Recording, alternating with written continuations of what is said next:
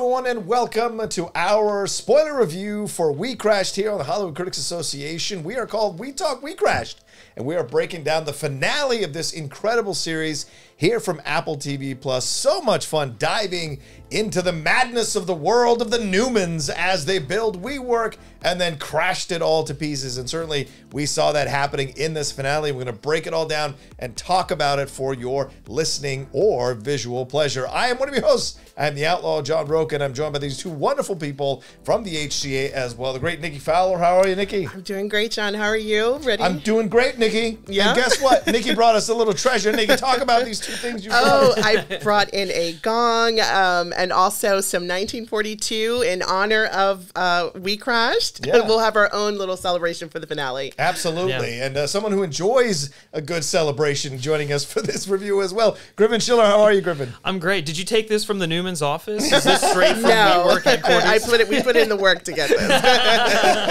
That's awesome. That's so awesome. But like I said, we're going to break this whole thing down and in a spoiler way. So if you haven't watched the episode, go and watch the episode. Come back and hang out with us. And for those of you who've been watching us every week, thank you so much for joining us every week. We've really enjoyed your comments and your back and forth, and we've enjoyed your emails when you send them. We'll get to a couple of those comments later on in the show and respond to them here, since this is our last show reviewing this great show We Crashed here on the from Apple TV, but on HCA. All right, this one is called The One With All the Money. As Griffin pointed out before we started, it's got a Friends title to it for some strange reason, but maybe we'll find out why as we go along here. There's so much to discuss within this episode because we saw everything come to bear here. Now, finally, someone's got to pay this piper and understand that Adam Newman has finally written one too many checks that he cannot cash in this situation, and so much of his behavior is finally, people are calling him out. It's finally come to consequences for him,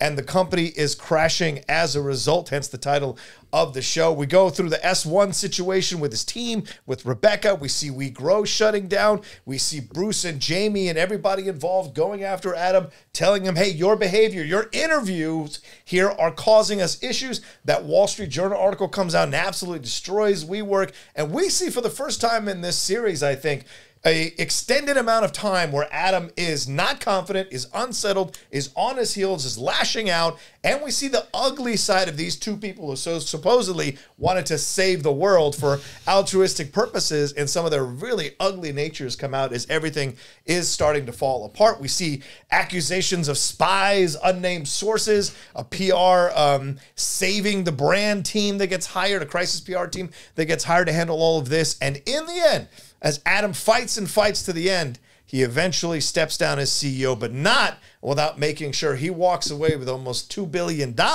as a golden parachute and screws over a majority of his employees as they lose out, and we see them filing for unemployment. And then we end with both of them going blind in the Dead Sea because they're crying about money. So, Nikki, let's go to you first here. You know, you've been a big, strong defender of Rebecca, a big, strong defender because you've read all the stuff that's gone on behind the scenes with this story. How did you feel this finale kind of wrapped up everything they presented to us in the first 7 episodes of the series, and how do you feel about this series, or about this episode overall? Yeah, they had a lot to cram into this episode, and I felt that they did that. It was a lot to digest. Yeah. It's the Wizard of Oz. It's that curtain being ripped off of Adam Newman, and he's being attacked by the press and the employees, and then the board, and he's just being shredded. And it was really interesting to see. And this is what I've been waiting for. How did he do it? How did he get this parachute? And I love the the sparring between Masa and Adam. Although we didn't see a lot of it, this is what I've been waiting for. So really interesting. I thought there were a lot of funny moments with Miguel singing Bob Marley, trying to take the lead. And also the crisis PR part was just like really hilarious, where they're just coming in like, you're not people, you're products. So lots of juicy details to go over. Yeah, so yeah. And we'll be getting to them. Griffin, thoughts on this episode overall? Yeah. As Nikki mentioned, like all the stuff they were dealing with here, all the stuff they had to go through, stuff with Miguel. What did you think about this series finale, but also this episode overall as an insular episode? As a series finale, I mean, it does what it needs to kind of wrap everything up. As an episode, I thought it was fine. It was just, as Nikki said, they crammed way too much into this episode that I don't think certain things got the time they necessarily needed, like the confrontation with Masa, that they just kind of like tacked on there as like the epilogue almost. That I would have like to have seen a lot more of that, and that just felt weird. Also, some of the scenes and maybe the writing mixed with the acting felt very over the top and almost like cartoony. Some of that from Jared Leto kind of like losing his mind as Adam, I thought it was just a little too much. But then like, yeah, the Crisis PR lady, that felt like it was from a different show almost entirely. So a little bit of a mixed bag here, I think, as an episode, but like as a... So you're saying there were colliding aesthetics for you as you were watching the episode? Yeah, I think so. Okay. Yeah, and just stuff that didn't necessarily like match up with everything that we had seen prior. Yeah. Like to me, this is the episode that kind of like stands out as just like, okay, well, we got to wrap everything up because we've kind of already laid the groundwork. And I felt like this episode, you know, poetically, like the Newmans kind of left the reality from a little bit, just tonally a bit. But that's not to say there weren't great moments. Right. Like you mentioned Rebecca and like saying, oh, have we finally gotten off of feeling bad for her? There were actually several moments in this where I actually kind of had a little bit of sympathy for her. The We Grow stuff. The We Grow stuff specifically. Yeah, in this episode. Really? The We Grow stuff specifically, I was like, okay, I can empathize with her a little bit. I mean, they're still delusional. They still have absolutely no idea the damage they're causing, and it's really, really bad. And I have issues with how the show kind of paints them at the end, which we'll get into. Yeah, definitely. But I don't know. Like, I think some of my sympathy kind of comes from when they're being just like raked over the coals in the public just for being them, not necessarily what they're doing, because there are valid reasons to criticize these people for sure. Like they did horrible things to their employees, but criticizing Adam for not wearing shoes and like making fun of him, you know, like knowing that he grew up on a kibbutz and stuff like that. I love that line that Rebecca says. She's like, okay, he doesn't wear shoes. He grew up on a kibbutz. This is just how he is, you know? Right. And then, you know, Rebecca kind of, she's a really easy target, unfortunately, in the show. So I think like some of those parents coming at her, like saying like really mean things. Like, look, if I was a parent in that situation, I'd probably say very similar things too, because my kid's education is just being like gambled with. But I think because of how the show is a story about them, we can kind of get into their heads. And like, I think I know now that Rebecca was being genuine with her actions and everything like that. So little moments like that I think were nice to kind of let us sympathize with them. Yeah, absolutely. I mean, I liked the finale. I thought I did a nice job of laying down the groundwork of what was going on behind the scenes when all this started falling apart. We got to see how Adam reacted to that article, how they were kind of oblivious to the complaints that people had about the S1, and we saw their ideologies come face to face with reality. Their ideas of like, well, we can just, you know, say self-help phrases over and over again, and that'll get us out of this situation, when the reality is there are some things you have to come to terms with. And I really like that one scene where they're being confronted with the S1 by their mini team there, and Rebecca scoffs when they say, well, when they want to elect a new board or when they want to elect what they want to.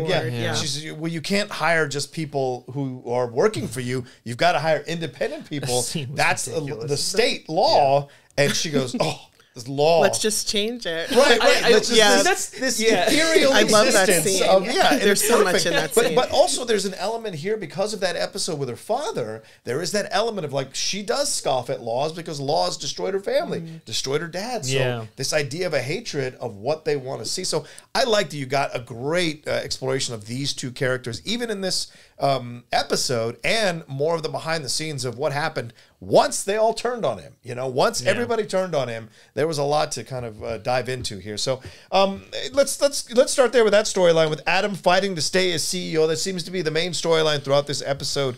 And I'll go to you first here, Griffin. The Wall Street Journal article completely destroys them. We see Adam at the beginning here trying to do a video, and we find out that it's a Hollywood team that's been brought in. He's trying to speak to the investors and what have you. But as Bruce and Jamie are confronting him as this goes along, as his team is telling him how they're messing up, as higher and higher it goes, as he starts to lose the employees, we see the desperation and the anger. And once the crisis PR team gets involved, then there's a real need for him to commit offense in order to play defense, and that ends up shooting him in the foot yet again. So throughout this episode, it's very clear that, as Jamie says to him, Adam is his own worst enemy. Yeah, and then by the end, he is humbled by Masa saying, I will use all my power to keep you from being CEO before this thing becomes public, or to keep it from going public. So every friend he's had, in essence, abandons him because he got too far into believing his own poop didn't stink. And so, now he's having to confront all of this. So how do you think they handled everything here with Adam throughout this particular episode? Yeah, it was really interesting because I liked that stuff of it, and I thought it was, you could relate to him to an extent, right? Because it's like when you have all these people kind of coming at you, regardless, like taking the bad things that he did out of the equation, when you have a bunch of people coming after you saying, like, making accusations and like saying these things that maybe aren't entirely true, maybe they are true. I mean, he's just kind of backed into a corner, and all he wants to do is just defend himself and say stuff. I mean, we see that in the PR room. He's just like, no, tell them what actually happened. And it's like, no, you don't understand. Not saying anything is what's going to make this go away, because you saying something is just going to give the press more fuel and everything like that. So, I mean, like, it was the one rare moment where I was like, oh, okay, I kind of can feel for Adam to an extent, even though he put himself in this situation. I think one of my favorite scenes in the whole episode was the scene where Jamie and Bruce confront him in the office, because Jamie just comes in there and he's just like, with two of his employees. Yeah, right, with two of his employees, because that's the moment where, like, Bruce kind of is like, okay, you've screwed me over time and time again. I have put everything behind you, and you haven't given a single shit about what I've said or the advice that I've given you. And he's like, if you don't step down, I'm gonna break your arm or something like that. Like, it was, step down with the CEO. That's what he said. Yeah, it was just like, oh my god, like, that was, I've been waiting for that from Bruce, but it's just like he stood idly by for so long, and it's just like, yes, you need to push back against this guy. But he made a lot of money though too, Bruce. Benchmark made a lot of money off Adam of 16 million he put in, and they got out, I don't know however many billions, and he was set to get another billion for the IPO. So that's why he was, lingering around, like, not really saying anything. He was making a lot of money. So does that take away a little bit? You said you've been waiting for Bruce to step up, but is Bruce stepping up because everyone else is coming after him, and now it's safe? I think we all know those people who sit back and all of a sudden when everybody goes after them, they're like, yeah, you did it to me too. It's like, what? You sat there idly and let it happen. I think he was really given no other choice, and also I think he just kind of, from like a interpersonal relationship standpoint, it did not sit well with him, the fact that, like, he had given Adam such a long leash, and Adam basically, like, hung not only himself but Bruce with it, and like, even down to the fact was, like, once Adam is gone and they're having that meeting in the boardroom with Miguel and Cameron, and they're trying to figure out what to do with the company, and, like, the board's just like, well, what do you mean all this, that, and they're buying up, like, we have to honor these leases, and they're like, well, you agree to this. I mean, it was just like, that board was a bunch of boobs who just like believed in Adam, and they were just like, okay, go ahead, do whatever.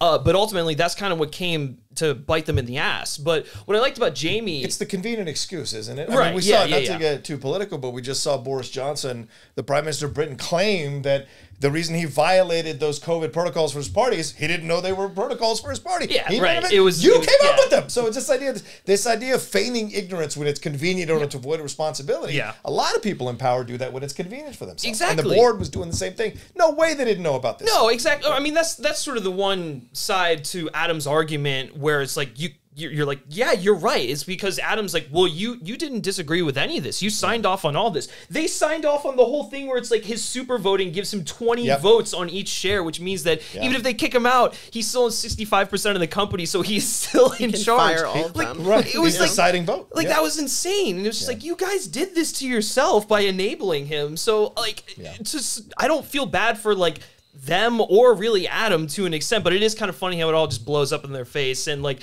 Cameron, who's kind of been this voice of reason, comes in there and he's just like, you guys are idiots. Like, I told you this from the beginning that this is going to happen, and lo and behold, it does. But before I toss it back to you, scene, going back to that scene in the office with Jamie, I really like that though, because Jamie's kind of been quiet the whole time. He's been very, just like, okay, whatever happens, we'll see what happens, just like reserved banker. And then there he's like, well, okay, yeah, you can continue to be CEO, but if you're going to be a CEO, you're going to have to file for bankruptcy. You're going to lose all your money, and you're just going to be the king of the ash pile. That's basically right there. So he says you'll lose the valuation will drop. Yeah. You'll go bankrupt before you know it. And you'll lose, all your shares will be zero. Yep. And the $380 million personal loans, I think is what it was, will get called in and you won't be able to pay them. You'll be ruined forever. So just really powerful words. How did you feel they handled Adam's story here in this final episode? Everything kind of coming finally, as I said, a comeuppance for Adam in essence for his behavior and his irresponsibility with the amount of money he was spending. Yeah, I think they showed a good amount of the irresponsibility, but I would have liked to have seen more. Okay. Like with this opening scene where he's doing, he's trying to do this video for the investor roadshow that he is insisting to Bruce that he's going to go on. Yeah. He can't find the words. He's struggling. And in real life, there were like maybe 3 to 4 takes of that, and $250,000 was wasted where he just wouldn't show up. So, I would have loved to have seen some of those details to really show how far he went with, this behavior and this waste of money that could have went to his employees. That's a great point. Yeah, because it seems like it was all one day, but you're saying this happened multiple times. This was stretched out. Messed out a bunch of, interesting. Yeah, and just going back to Bruce in that boardroom where, they're talking about the weed in the cereal box and they're talking about the waste, and he had no choice but to raise his hand to vote him out because it was going public. It was going into Wall Street Journal, and BuzzFeed was writing, these hit pieces on him. So, I think they did a really good job. But again, I would have liked to have seen more of the gritty details of, what he actually did. How did you feel about Leto's performance as things were starting to shut down? And it's so funny, that video was the first time where it looked like they were trying to make him taller than he's actually been in the whole series, which is really interesting from the shot from behind. So they finally understood that this guy's actually 6'5" and try to make us think that he's 6'5". But what did you think about what his performance was like in this episode in particular, as we see everything kind of falling apart around him and he's reacting to it all? Yeah, I thought he was consistent through the whole series. I enjoyed his performance, and the more I read and got to know about the real Adam Newman, I felt that he really embodied Adam through consistently. Again, I think we've discussed on other shows that, she had so much range in emotions and, dealing with so much. But I think he pegged it. I think he, did a great job. Okay. All right. Well, let's bring it back to you on this one. Adam and Rebecca dealing with the fallout and completely effing people over here. We see you've been a big defender of Rebecca here, Nikki, and you've got to put your foot down at certain moments. And you've opened my eyes. You've been fair. Yeah, you have been. And that's fair, because I have been quite hard on both of these guys. So I feel like I'm in the middle between you both, in that I'm the harder edge guy and you both try to find a little more understanding in the situation. But we see Adam and Rebecca kind of relying on each other as things are starting to fall apart. We see Rebecca have an explosion of anger, which we had not seen, I don't think, the entire show, something that mirrors her explosion of pain when that boyfriend of hers is walking away from her when she's younger, defending Adam. We do see Adam being vilified for walking around barefoot, which he's done the whole time. So it's so funny. Everything that made you cute and interesting and a unicorn now all of a sudden becomes the object of ridicule when it's convenient or when everyone else is turning on you. But we see them rely on each other. We see their strength. The two creators said to me, like, that love story was our window into this story. So what did you think about how they handled this relationship as this episode was going along, and the stuff we got to see more of Rebecca getting vilified by those parents, calming Adam down, trying to stop him from taking the actual literal board out of the room and walking it down, and trying to seem like he's not crazy, but pushing a board across the streets of Manhattan, and then by the end, standing by his side as he negotiates with Masa, and then freaking out when Masa said he's going to stop them getting any of their money. Yeah, I think again, Rebecca, her character as a role person in this, it was consistent. She was the voice of reason for Adam, and she's able to calm him down and help him have the logic to move forward so that they don't end up with nothing. Right. He was really spiraling. And, that crisis PR scene, telling them what to say on the phone. I mean, he could have just lost it from there or gotten worse, So I feel that, the relationship, it was a lot of juicy details on the relationship. I feel they handled it well with the writing, and I felt like they, you really saw the layers between the two of them. And the love story, unfortunately, it is a love story, in all of the chaos. And, down to the end, that was really disturbing to see them howling in the car, with this, payout, this buyout, and really no remorse for the employees that got left behind. And, in a real life, I always quote my little, real life interviews with them, but it's really interesting how, the two of them were asked if they were going to give anything back to the employees, just as good faith.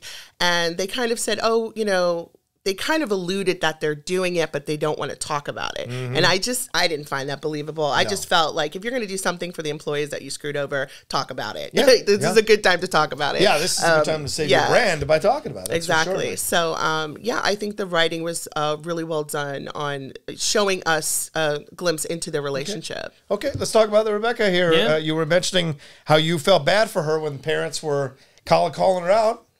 I didn't feel as bad because you're going to act flighty. Real people got their feet on the ground are going to call you out for being irresponsible about their children's education and their lives. Yeah, I think my thing is like when she's giving that speech, you feel how genuine she's being.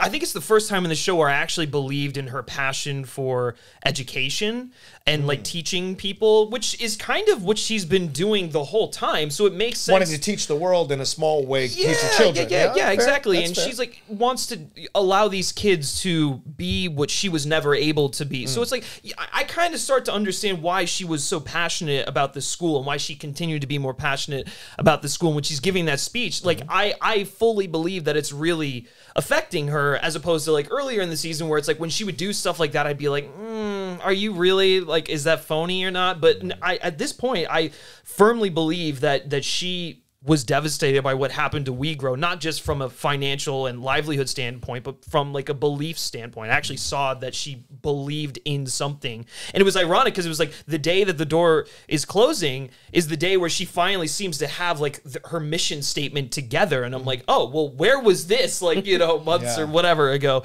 But on the flip side of that, these parents allowed her to, mold the minds of these children. They put their children in her hands. Yeah, that's a fair point. Yeah, so, but also, like, I understand why they would be mad. Yeah, because they're, again, sort of what I said earlier, they're gambling with a young person's education, and that's they've lost the next year of enrolling their kids. But I say they did it to themselves. Everyone has a choice. I agree. Well, they knew it was experimental. They knew it could go under. I mean, but she probably told them like, "Oh, don't worry about that. We work is great." But they still chose to do that, summer to the board choosing to follow Adam and everything like that. Do you feel that way about the employees? They chose to work there.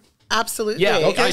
From summer camp. So you don't feel as much sympathy for the employees. Well, they hated working there. They were writing papers about how it was like a horrible startup, and yet they continued to work there. Yeah, but that's what I'm getting at. So, I mean, how much sympathy do we want to have for the employees? You got to stretch that all the way out. If you're going to have that point of view, you've got to make it consistent, which is if the parents these employees are adults, they went to work there, they knew it was a startup, they knew they might be taking a chance on this whole situation. So, how much sympathy are we supposed to have? They're the ones that outed the Newmans. They're the ones that had the ammunition. You have to think about the employees. Not everyone has the ability to just go get another job. Right. So when we get into that nitty gritty, yes, I feel sorry for them.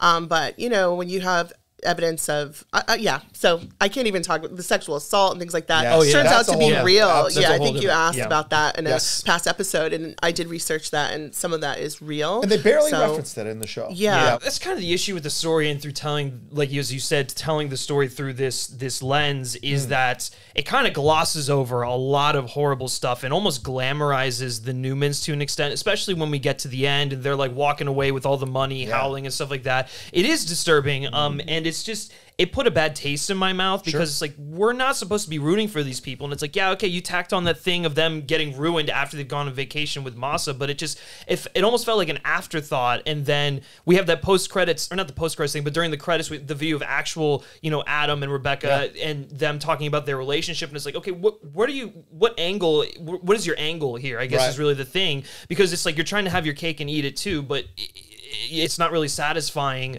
when this company was doing, like you said, sexual assault. The employees were getting just like absolutely destroyed. And it's like, yes, they chose to stay there, but like Nikki said, it's a little bit more complicated than that, because you don't know everyone's situation. Right. You don't know. You don't know if they, exactly. They needed to pay their bills. They couldn't find a job anywhere else. There are many women that are victims that have to stay. They have kids at home and, that's true. Single parent, all very that. Good point. That's actually a fantastic But some of the higher ups, I think he employed a lot of his family members who got axed when he was taken out.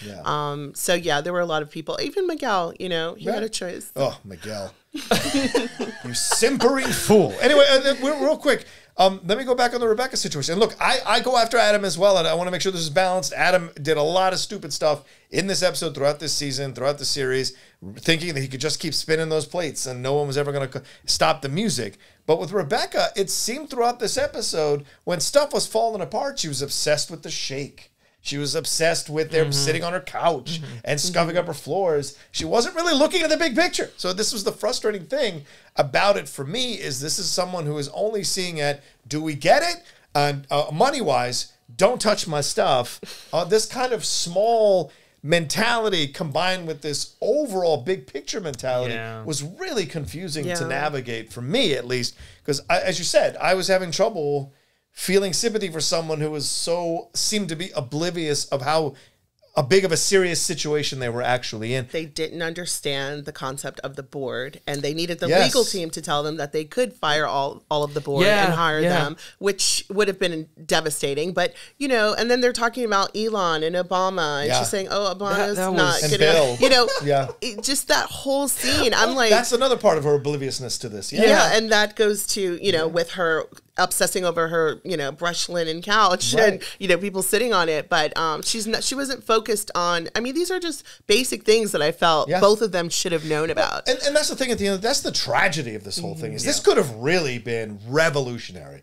Adam, if you're watching, it was not revolutionary in the way you were hoping. And I don't mean to be Cameron, but certainly the possibility to be revolutionary was here. The combination of being motivating to these people who are looking for a community to be a part of, something pure, something idealistic, something that really had the overall fixing of the world in its intentions, but to forget to be aware of the basic foundations of the legal situations that you're in is certainly a massive crime. And a convenient thing to overlook, because you're lost in this ethereal belief that somehow it's not going to matter in the end. And that's childish. There's no plan. There's no plan. And Cameron came and said, listen, I thought Cameron went a bit too far, but Cameron was dropping truth here, saying and he got the employees on his side by the end of his speech, saying hey, you guys thought, what did you think you were doing, changing the world? How are you going to change the world in a co-working space? Don't be ridiculous. We have investors. Our job is to make money for these investors. That's what our goal is going forward. And you will be paid a decent wage. You will have stock sharing options and all of that. Now, 2 days later, they were fucked and whatever. But in that moment, he is telling them the unicorn doesn't exist. It never existed. And as children, you knew that, or you eventually realized that unicorns don't exist. You should have known. So it was a harsh reality check, but I think one that was valid in Cameron's approach. What did you think, Nikki? Their whole plan to save the world was really coming out of them needing more money to funnel through the company because of their poor spending habits. There was that whole gist of Rebecca's, change the world mentality. And I feel that only was going to take them so far in the real world, and he had access and privilege to a lot of money, especially because Masa was trying to build this vision fund and have, this $100 billion vision fund. And then he was trying to do another one. Right. So, and then we ultimately see that, there's this sparring between the two of them because Adam has Masa cornered. Right. Adam fails, if WeWork fails, Masa fails. So really interesting stuff. Yeah. What did you think about and that's great. Is going into the next story I want to talk about, Jamie, Bruce, and Masa, how they were working throughout this episode, forcing Adam eventually to resign. And Adam, I want to hear that. Adam has this one line that he says to Miguel when he sees him at the office late at night, maybe midway to the episode, when he realizes he's out of options. So he's going to vote himself off the board, even though he claimed he wouldn't. He says, I'm going to do something that's right for the first time. So did he know he was making mistakes all along and doing things that weren't right for the first time? Or was he playing into Miguel's point of view about the situation? It's such an interesting line. He had to. If he's not an breaking the idiot. office, he's breaking glass in the office. Yeah. He's, he knows that the spending was wrong. You have accumulated all of this leasing debt and it wasn't sustainable. I feel he absolutely knew it. Okay. So why defend himself then when he's talking to Bruce? I made you money. Blah, blah, blah. Why not just go, I get it. I messed it up. I made the mistake. That's just the nature of him. I mean, we've seen that from the very beginning, that he's coming up with excuses and stories for everything. I mean, he's, like a child. He's just like, I mean, like he's a sweet talker. He's a snake oil salesman. Like he's just like, that's what he does. So I feel like that he's like kind of a pathological liar too. I feel like in real life, he also burnt a lot of bridges. Like those scenes where we saw him talking to the 5 founders or the other, the board during that time. It was the other people in the leasing industry right before that big a couple episodes ago. Yes. But his snarky way of talking to people in real life, he burnt a lot of bridges and wasn't very nice to a lot of people. So snake oil salesman, I could see that. The irony of saying you want to change the world, but you're a massive jerk to a lot of people while you're doing it. Those are cross purposes. Well, I mean, maybe the whole writing of this show is kind of poetically as contradictory as like just them as a company. Maybe that's just kind of the way that it came down to it. I don't know. But in terms of like Adam and Rebecca, I feel like they just wanted.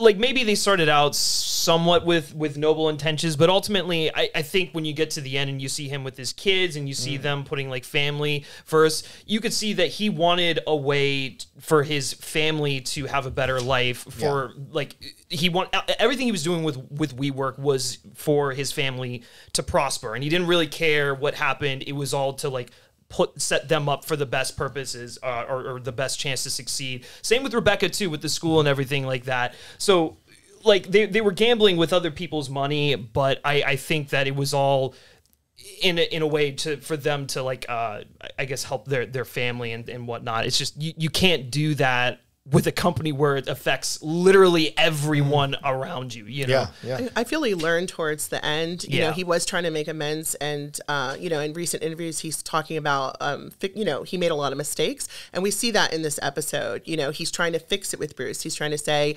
Rebecca won't.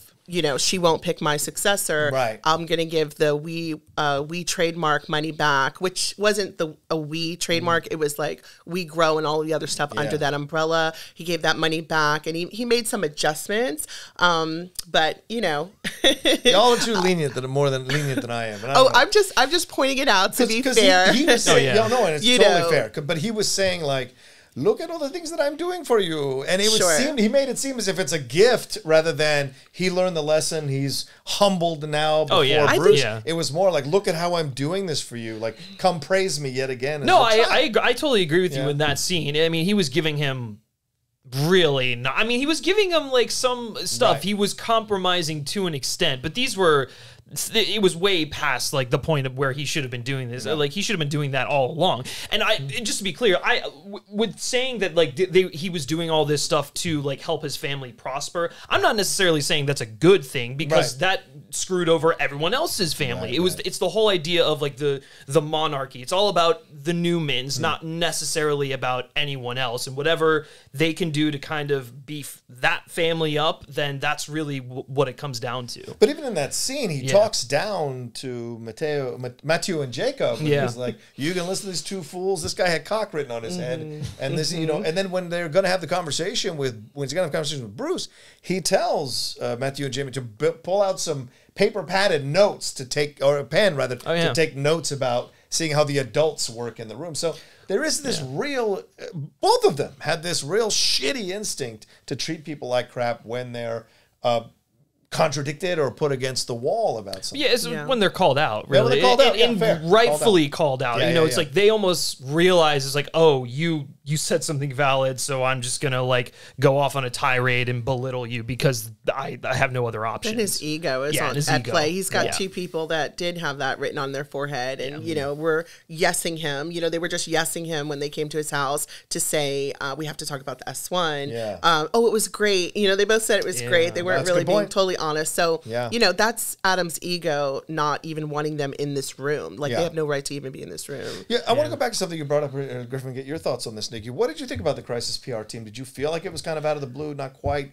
following the aesthetic of the show? It felt kind of, all of a sudden it took its left turn into this era. I and we didn't liked even it. hear about it until, 2 minutes into the scene Yeah. that they were a Crisis PR team. Yeah, and that's what a crisis PR team does. They Yeah. come in when there's this major crisis and they're the fixers, Yeah. you know? So I thought it was very, like, you know, they showed that. They illustrated that. I thought it was snarky and hilarious because that's just how the industry is, you Yeah, know? yeah. And, you know, the way she's talking about, you know, her team as, you know, the sharks are coming in. If I give them Adderall, you know, Yeah. all of those jokes, I was laughing. You know, I thought it was funny. And then him battling them for power over how to fix this.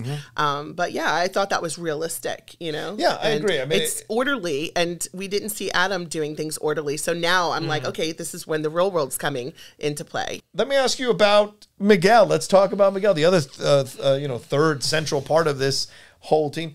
We really never got too much of a comeuppance for Miguel and his passive aggressive approach. I mean, he tried to walk out of the room and then didn't walk out of the room. He tried to make a big deal out of it with the Wall Street Journal article. And then, you know, all this. And in the end, he has this nice exchange with Adam. And he says, I love you. I always loved you. I always believe in you, blah, blah, blah. And then we find out at the end, well, and then Miguel has that terrible scene where he's trying to sing, as you guys mentioned, Bob Marley, which was so funny. But in the end, Miguel, we see in the post-credit stuff that Miguel and Adam got together and celebrated when the company went public in 2021. That's what he was holding on for. Yeah, and it's just like, why are you celebrating with Adam, who sank it to the ground? But there's a real, almost like a Stockholm effect to this relationship between both of them, because in essence, he made Miguel his prisoner. It was crazy.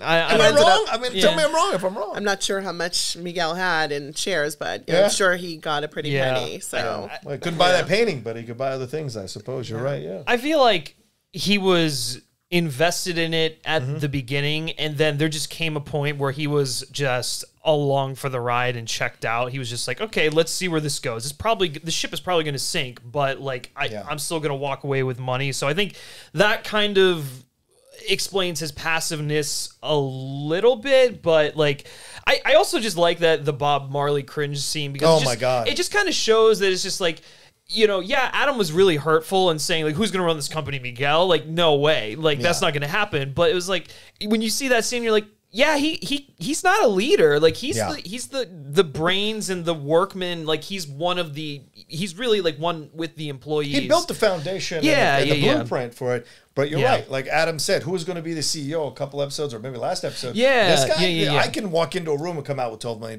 This guy can't do that. Yeah, exactly. Which you definitely get a sense for that here. But Yeah. I mean, overall, I don't know. I kind of walked away and I was like, yeah, this guy kind of sucks. Like he's just like, I mean, and I have no idea. And very well acted. Very Yeah, well. I Kyle- want to make it Kyle very did clear. That's not. Kyle Yeah, that is did a not a. fantastic job. That's not a Yes. dig against the actor. That Yeah. is just like Kyle did great. Yeah, the character. And I'd be really curious to see how much of this is like actually what the real Miguel was like, because they did a really good job of like keep making everyone seem like Adam or Rebecca or this person, that person. So if this is really what Miguel was like, then that's unfortunate. you know? Yeah. yeah, What do he you was an architect for like H&M or something Yeah. when they met.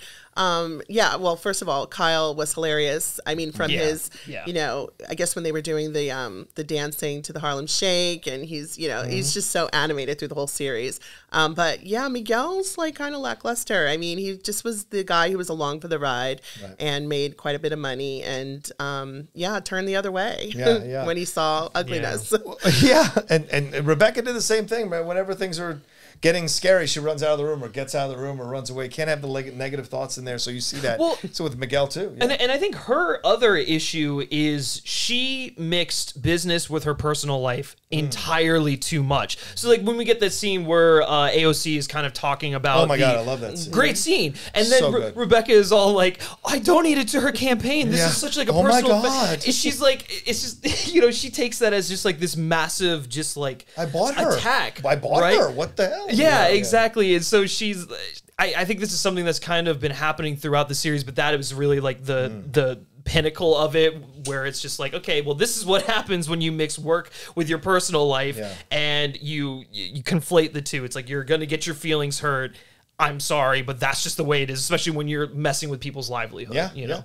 Let's talk about the last few minutes of the episode here. We have Cameron realizing they are totally screwed. He's got to go ask for money from the same board that just ousted Adam, and those of us who don't know this story that well, we get an incredible twist here, which I thought was really well done by the creators of the show and the writers of the show and the directors as well. Like, there's this scene here where we realize, and we realize with Cameron that Adam has set this situation up for himself to negotiate a buyout for himself with Masa, over Bruce, and with SoftBank. And Cameron is just absolutely shocked. We thought initially that Cameron had won the power game with Adam, and then this scene happens, and we realize Adam actually won the power game. Because I would venture to say he probably made more money than Cameron might ever see in his lifetime by pulling the moves that he pulled in this situation. And then we see the back and forth with Masa, and we see the board kind of feign ignorance about everything that was going on. What did you all think about how this whole thing ended and the twists and everything? Nikki, what did you think? Really interesting. I didn't know this, but they mentioned that Adam was accelerating yes, the leasing. Miguel reveals to go to the IP. Yes, sorry, go through IPO, and so they're cash strapped. Yeah. They literally had 2 months to pull this money together to save the company. So obviously they didn't go IPO right away. But the deal that he got, the negotiations. I mean, I thought that was, I loved how it played itself out on camera. Mm-hmm. How, now we're met with, he gets to duel with Masa and he has something over him. And in real life, when when the Wall Street Journal article hit, Masa was doing like some convention in Pasadena or somewhere with Arianna Huffington and all these people, kind of pumping up the Vision Fund or Vision Fund 2. And he was just so humiliated with this news coming out, and the board was going crazy. His investors were going crazy. So really interesting that he had to save his butt as far as, making this deal with Adam and this, $975 million, to buy his shares, and the $185 million as a consulting fee, and then the $500 million for his personal loans. Right. So that's a lot. That's the irony is this is the one moment where Adam actually turned a profit in a situation for himself. And it was using traditional business tactics. Yes. The irony. Exactly. So he knew how to do traditional business stuff. He just wanted to keep pushing the boundaries, push the boundaries. And as you said, Nikki, I think you so well, the ego situation gets involved here. And certainly he wanted to see how far he could go in order to inflate his own ego and accomplishment. He was silent on the phone the way Masa was silent on the phone when he first had that board meeting with him. Right. So the tables turned, the tables turned. Those are always nice moments in life, aren't they? What did you think about these final few scenes here with everything and the explanation that happened here with Adam? I didn't like how they villainized Cameron because interesting. I feel like they just kind of went overboard with that. It's like, okay, yeah, you need to bring him in and like have him give these people a dose of reality. But it was like that coupled with the Newmans getting off and like riding off into the sunset, where I was just like, why are we like villainizing the person who's part of the cleanup crew who's trying to help all these people keep their jobs? And then we're just like showing this kind of, heroic moment of the Newmans, just like, okay, well, they get to go and live their life and everything like that. Yeah, were we supposed to feel that they're the protagonists in a good way of this series? Because, you know, they got it over on the big companies and the big corporations? I think there's a bigger message. I think, you know, I keep asking myself, you know, how many companies are getting away with this and we just don't know about it. And you've mentioned too, there are certain people that have with the leasing and, you know, the little side hustles, in the public eye. We won't name any names, but it's interesting, and it makes you think of, you know, is this so bad? Because, you know, this whole challenge with Masa, and Masa was using him just as much as he was using Masa, but, you know, it just makes you think about the bigger picture of how much goes on, and, you know, these people don't get caught. It's an excellent point, Nick. I mean, this idea that if you're a dynamo or a unicorn or a hurricane coming through, it's a lot easier to pay attention, dissect, and criticize you because you're really out there. But if you've been doing this for decades and decades and decades as a solid financial institution in this company, buying politicians, or in this country rather, or this world, buying politicians, buying favor, buying influence, don't you deserve the same amount of criticism? Or does it feel, because they've been around for such a long time, it's harder to criticize and cause any kind of effect because they seem almost insurmountable, overwhelming? I mean, what does it kind of say about the private sector that they are like always after these unicorns, but they're not willing to change their business tactics? That's a good point. You know? That's sort of what I look at, because this was happening right as what was it, like Uber and Slack and all these other companies were. Peloton. Peloton. They were going through. They were going public, and like their valuations dropped significantly. So it's like. You know, on one hand, it's like, okay, these people are, the industry is always after, you know, the next big unicorn or whatever that's going to, like, you know, catapult them to the stratosphere. But at the same time, they're kind of like holding them back because of the same, you know, principles that they do business by. Yeah. So it is kind of just like an interesting juxtaposition there. I mean, I don't really have an answer for it, because I think that WeWork was doing a lot of bad stuff in the private sector, and being in the private sector, not being a public company, allows you to get away with a lot of stuff. But like the unorthodox, I guess, like operating system that they have, the principles that they're running by, I don't know, maybe there is something to that, just within reason. You know, obviously it can't be an ego trip or something, but yeah, I don't know. It's just something fascinating for sure. Yeah, for sure.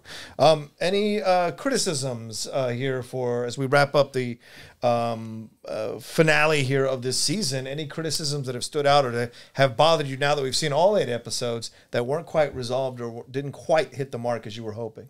Not too much. The ending for me was okay. You know, them in the Dead Sea. It was maybe a little underwhelming towards the end. You know, I'm like, okay, that's how it ended.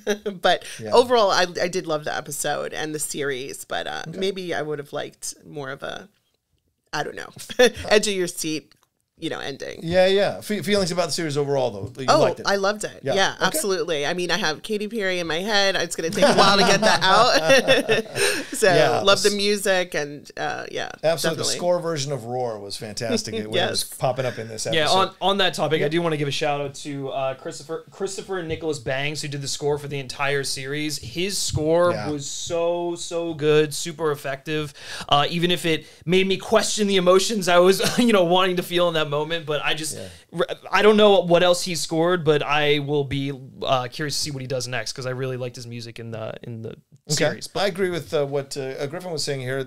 Playing the video at the end kind of undercuts the scene you had with them in the Dead Sea, where they're blind and screaming and crying about money and that they can't see, which is a little too on the nose that they couldn't see, you know. But the video at the end makes it seem like you're supposed to care for them again. Because of how he's telling the story with Rebecca there about how she influenced him. But it also made me think of the fact that if you watch any interview with Adam, he repeats that story ad nauseum in every interview, literally note for note. So what you've got is a very prepared guy who knows how to snow people and get money. And we're not done with him, I think. And I don't know. Do you guys think there'll be a second season? I'm not sure. I think they've covered most of this story in this series, this season. Also, Adam is still, he stepped down from the board, but he was still some level of executive, like a chairman or something. I don't know if he still has that role, but he still had his fingers in WeWork, I believe. Yeah. Okay. What, do you think there'll be a second season? No. I mean, like, unless he goes off and does like some crazy thing and like it makes headlines, and then it's like, oh, there's your second season, because it's like the second season of the show is ongoing in his life right now. That's true. So That's it's true. just like, Yeah. there's not really It's been much. 2 years since this thing happened. Yeah, I guess that was the thing, that when I started the show, I didn't realize how like recent a lot of this stuff was. Like, not that the 2010s are super far away, but like it started, 10 years ago or over 10 years ago at that point, and then just like kind of like they just went public last year or something like that, and I didn't realize that it kind of was up to that point. So I don't think there'll be a second season. If I can throw any criticism out there, is I would like to see a companion show that explores it from the employee's point of view, both positive and negative. Yeah. Because certainly some employees really got positive stuff out of this experience with WeWork, and were able to create whatever they created.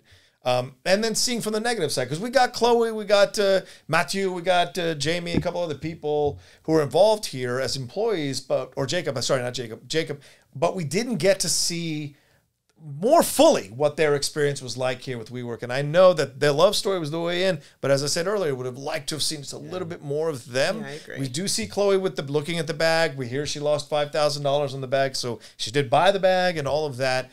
And the rich guy who gets money from his parents goes, I feel bad because I talked her into it. But he doesn't say, I'm going to help her compensate the $5,000 she lost. No, right, exactly. yeah. Once again, another rich person not taking responsibility for what they influenced someone to do. So very interesting microcosm of the show in that moment. So, but we did get comments from you all. We've loved having comments from you guys over the last few weeks from these episodes. So let's kind of wrap up the show by talking about one of these comments. Sydney Rodriguez, she sent in, says, this series is so fascinating, and I love your show. Thank you, Sydney. An insight you all brought to each episode. My question for you is, what aspect of the WeWork story would you like to see explored if there was a future series? I think I answered it by saying seeing it from the employee's point of view. What about you two? No, I agree with you. I think that's really the only piece of the puzzle that's like missing here is just like that ground level perspective, because that, in my opinion, would probably paint a very different picture of the whole thing. Yeah. So, I think that's really, because it's not like Benchmark would be that interesting because they're kind of like in the weeds with Adam to an extent. Right. I mean, maybe Masa, like seeing like just like something about Masa and how he gets entangled with WeWork. That would just be interesting, just to learn more about him as a person, because obviously he's more than just what's going on with WeWork. Yeah, so that could be interesting too, because we see it through the prism of Japanese business constructs and requirements and how it goes through that. And certainly having Masa deliver that question to Rebecca was fantastic. Yeah. Who's the one that wins, the smarter one or the crazy one in a fight? No, it's the one with all the money. Yeah. And that's, you're absolutely right. What do you think, Nate? What would you want to see if they had another series? I agree. I would love to see the Masa and the Vision Fund, or a show exploring his Vision Fund and all of that, and all the companies involved and the employees. But I've definitely had my fill of Adam and Rebecca. I'm sorry. I don't think I could watch anymore. I'm done. It's been fun though. It has been. Yes, I've really enjoyed the series as well, and as you two did, and it was fun to break it down every week with you all. This has been such a blast to have fun with you two here, and also to kind of dive into this world. Now I'm going to get the book that you recommended. Definitely going to read and find more of that. Going to re-listen to the Wondery podcast that this show was based on. Recommend you all doing that as well, and maybe a rewatch of this series is not a bad idea to catch more of the nuance and the innuendos and the smaller moments that were being teased for the overall effect down the road from the two creators and from everybody involved in the show as well. So are we gonna? I think we got to hit the gong, don't we? We got to hit Rebecca, the gong. You got to do it, Rebecca. You got to do Rebecca, you got to do it. Oh no, Adam, Miguel, I'm Rebecca. Someone's got to hit the gong. That's fair enough. We don't hit the gong. All right, we're gonna hit the gong. Is that how it works? All right, we're gonna hit the gong here. Can you see me in the camera? We work. There you go. There's the gong. Oh man. So thank you all so much for joining us. But before we wrap up, we've got a nice bottle of tequila sitting 1942 and some Baccarat glasses. Should we? Okay, let's take a look at this. I was wondering if you were gonna. This is the one from the show, or one of the ones from the show. It's a smaller version of it. So we are gonna open it up and actually have a shot to kind of celebrate. And we're not gonna measure. We're just gonna pour like Adam Newman. Yeah. It's Don Julio 1942, right? Okay. Yeah. 70%. No, I'm just joking. It's 40%. I don't know how to do this. Is that how it works? It's not going to blow Yep, up in my face? it's already unwrapped. So I have to drink my. Oh, that smells fantastic. Yes, You drink your pour- water. Yeah, we cheers. Oh, I've been finished with mine for a while. Don't mix it. All right, you tell me when. Perfect. Okay. Oh, sorry. That is good. Jesus. All right. I'm just gonna have a little bit. I didn't realize how much you put in there until after you. Yeah. I was like, That's oh, what we work for. I was like at an angle. And I was like, oh, yeah, that looks right. Sure. And I hate tequila, so this is great. Oh, this is gonna be great. All right. Cheers. Cheers. To the Cheers. finale and Yeah. to everyone that's tuned Yes, and in. to everyone that tuned in and joined us, we appreciate it madly. Ooh. Yep, as strong as I remember it. Oh my God. All right, well. That's damn good. Yeah. Right? That's wow. All right. We've converted someone. That's for damn sure. Well, let us know what you thought of the finale. Let us know what you thought of our ideas and reviews and points of views on the finale down in the comments section below. Let us know if we missed anything. If you'd wish we talked about other aspects of the show, we do look over these comments and it helps us for other after shows to kind of get that into our into our minds as we're reviewing shows. We'd appreciate that madly. Make sure you like this video, share it on your social media, and of course subscribe to the channel down below. Hit that subscribe button and hit that bell button and that like as well. And when you share it, make sure you put the hashtag WeTalkWeCrashed, and let's try to get as many people as possible to watch this review. Maybe go back and watch the other episodes as well. For Nikki Fowler and for Griffin Schiller, I am John Roca. Thank you so much for watching We Talk We Crashed here on the Hollywood Critics Association YouTube page. We'll talk to you next time.